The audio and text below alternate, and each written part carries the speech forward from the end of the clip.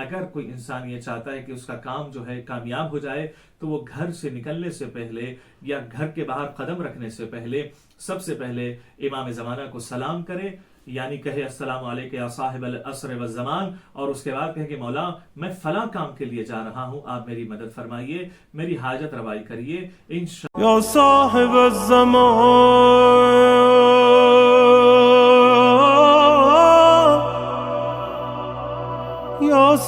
اعوذ باللہ من الشیطان الرجیم، بسم اللہ الرحمن الرحیم،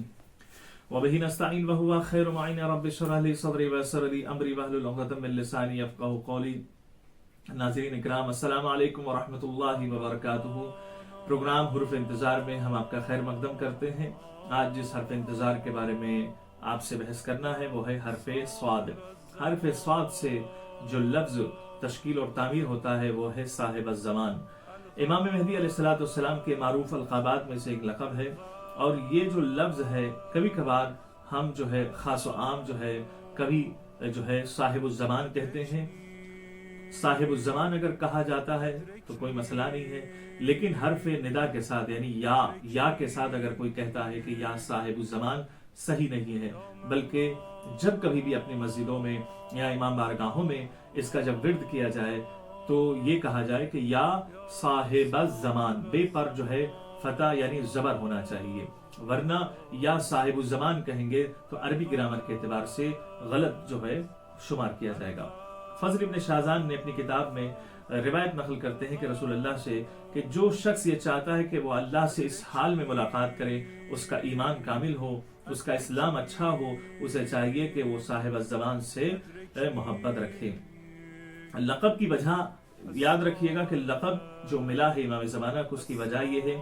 اگرچہ ہر امام اپنے زمانے کا صاحب ہے، اگرچہ ہر امام اپنے زمانے کا جو ہے مالک ہے، لیکن امام مہدی علیہ السلام کو خاص طور پر صاحب الزمان اس لیے کہا جاتا ہے کیونکہ آپ کی عمر دیگر اماموں سے زیادہ طویل ہوگی، آپ ایک طویل مدت تک زندہ رہیں گے، آپ کا تعلق زمانہ غیبت اور زمانہ ظہور دونوں سے خاص ہے۔ ناظرین اکرام، میں آپ کے سامنے ایک پیغام اور دینا چاہوں گا۔ کبھی کبھار انسان جو ہے گھر سے باہر نکلتا ہے اور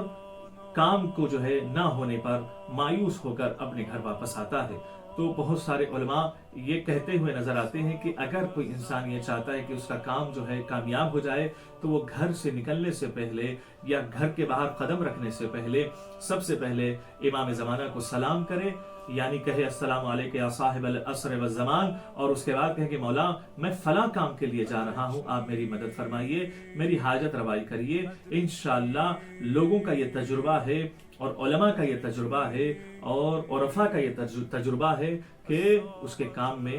تقویت ہوتی ہے، کام میں کامیابی ملتی ہے، اور امام زمانہ کے حوالے اور امام زمانہ کے سپرد کرنے سے کام میں جو ہے کامیابی ملتی ہوئی نظر آتی ہے۔ والسلام علیکم ورحمۃ اللہ وبرکاتہ۔